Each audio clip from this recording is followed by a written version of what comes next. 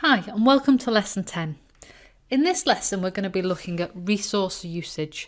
So essentially how we track and manage the allocation of resources onto tasks in Microsoft Project.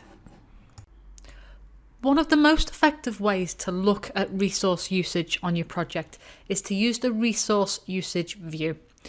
So this view shows which resources are assigned to which tasks, and it's really helpful particularly if you've got a long list of tasks and a long list of resources, because the filters at the top of the columns mean it's really easy to focus in on what you actually want to see. So we'll jump across to the tool and just take a look at how that works. So starting back on our Gantt chart view, we're going to go across and click on our drop down button here and go to resource usage. So as you can see here, we get a list of all the resource names. At the top, we get any unassigned tasks. So we don't have anybody assigned to these tasks at the top. But you can see everywhere else here, and I'm going to move the slider across. Everywhere else, we seem to have people allocated. Now, if your person is in red, and you can see this little red body off to the side, that means they have been over-allocated.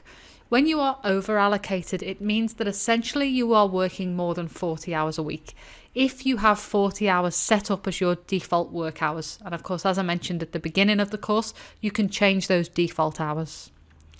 So I think most of our resources on this project are actually not all of them. So David's over-allocated, Jess looks okay, Peter looks okay, Lynn's okay, Jeff's okay, Lee's okay. And we have our materials there.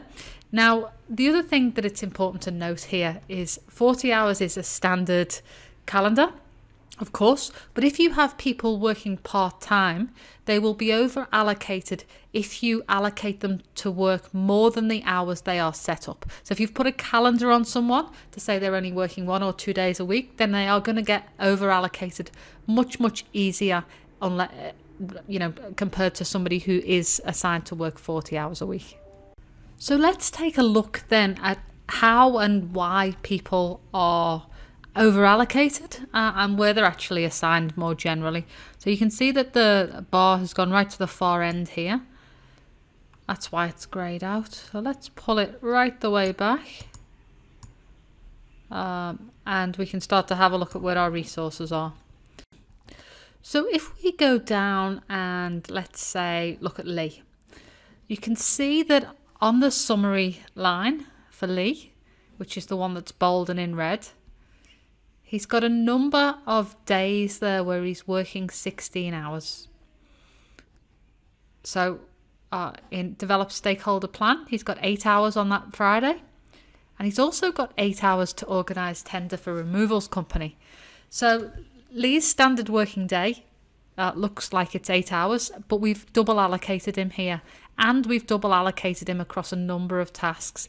You can see where he's only allocated to one task, he's not red. So that standard working day is 8 hours, and he can do 8 hours. He can't physically be in 2 places at once, so he can't do 16 hours, which is why it's red. And one of the ways we use the resource usage view is we can manually go through and see where those errors are. You see we've got another one, there's David. David's been given 2 days work on this Wednesday, and he can't physically be in 2 places at once.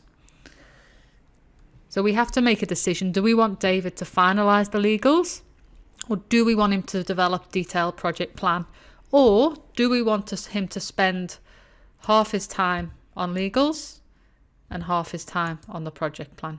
And that takes us back to an 8-hour day. So we have to make those kinds of decisions when we're looking at resource usage. So as I mentioned, a resource is actually over-allocated if more work has been assigned than the time period that that resource actually has in the day. Resources can also be over-allocated if they are scheduled to do more than 60 minutes of work in a given hour, although you'll find that situation is relatively rare. So the term resource leveling means to correct those over-allocations. And as you saw me do just a moment ago, when I change those hours from 2 lots of 8 hours to 2 lots of 4 hours to get that time within the working day, that was a manual resource leveling. I corrected that allocation. So one of the things that's important to know when you're leveling resources, that Microsoft Project is a very powerful tool, but it doesn't necessarily know that all resources are different. It doesn't understand the nuance. That's why it's always important to do resource leveling manually, at least in the first instance, to try and correct those over allocations just by doing it automatically. In my experience, does tend to lead people into trouble. Project will do it for you, but it will usually just extend the duration of the overall project. It will flatten out the congestion with resources, rather than taking a sensible, nuanced approach, which really only humans can do. When I leveled the resource over allocation in the resource usage form, I actually just reduced the work. So I said, we're not going to have somebody allocated to this for 8 hours. We're going to have them allocated for 4. That doesn't mean the work doesn't still need to be done. I'm just saying that we're going to make it sensible to share that person over 2 tasks. There are a number of other ways, though, to think about leveling over allocations. So firstly, we can decide to delay a task. Rather than have 2 pieces of work happening on the same day, we can say we'll do one today and then we'll do the next piece when we get time. We might do it tomorrow, we might do it next week. So essentially we push it to the right. One of the problems with doing that is that it may impact the length of the project overall.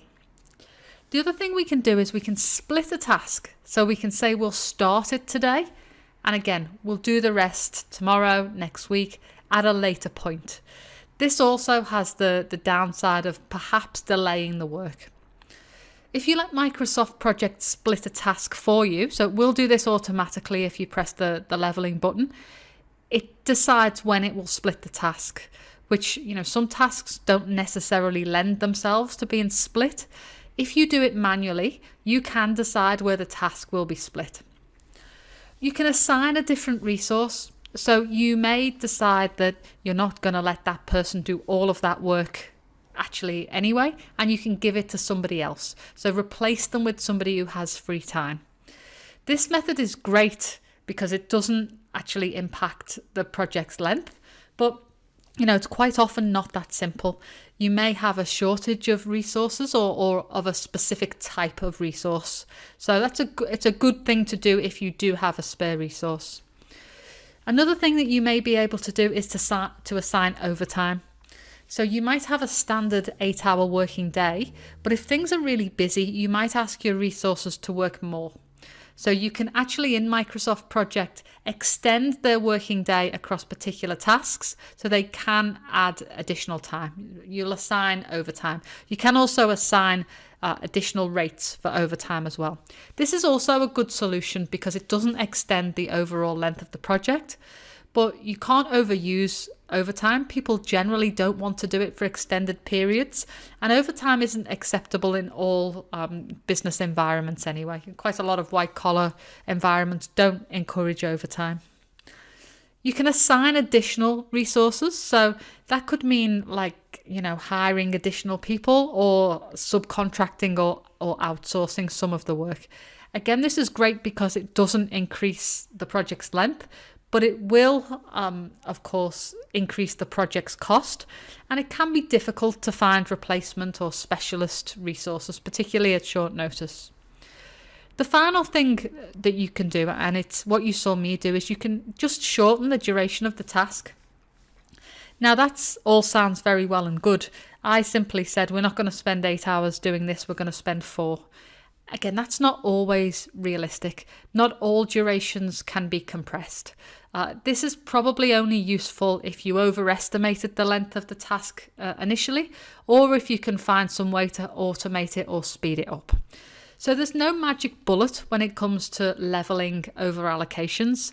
The hard fact of it is that quite often we're trying to do projects in compressed timeframes with not enough people.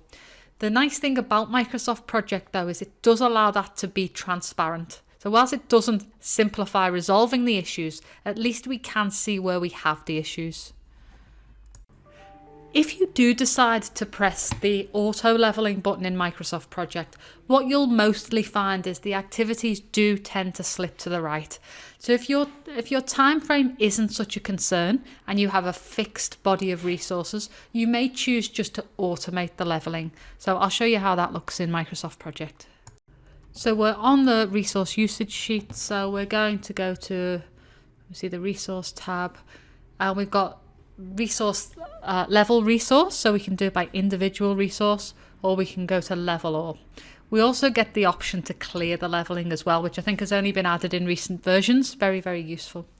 We're going to click on level all because we're just going to illustrate what actually happens. So let me undo that. We'll go back to the Gantt chart view because it's quite good, I think, to see what happens to the actual bars on the Gantt chart. Let's pull this back, and you can still see in this view where our resources are over allocated. So let's move it so we can see as much as we can. Okay, we're going to go level resource, level now, and as I said, everything shifts to the right. We don't necessarily resolve all our over allocations. We may need to go in and see exactly what's going on. That's common if you've got a resource that is very over allocated. You still might need to do some manual manipulation, but certainly most of our over allocations have been resolved now. And if we go back to the resource usage view, we've certainly got a lot less red. There's really only Lee who still has an issue. So it is very effective. But you have to really realize, I guess, that it's not a magic bullet. So we've come to the activity for this lesson, and it's all about manually leveling your resources. It's such a powerful part of the tool. I would encourage you to have a really good play with this. So your first challenge is to identify your resource over allocation. You can see them on your Gantt chart view by the red bodies on the left, and you can see them in your resource usage view as well. So a couple of ways you can see them. So your challenge is to manually level your resources without extending your project finish time. So try and use each of the following techniques. Reassign the work, so give it to different people. Assign overtime to the work. Add additional resources, or shorten the task durations. All of those techniques will help you level the resources without pushing out your timelines to the right. This brings us to the end of lesson 10, and I'll see you on the next one.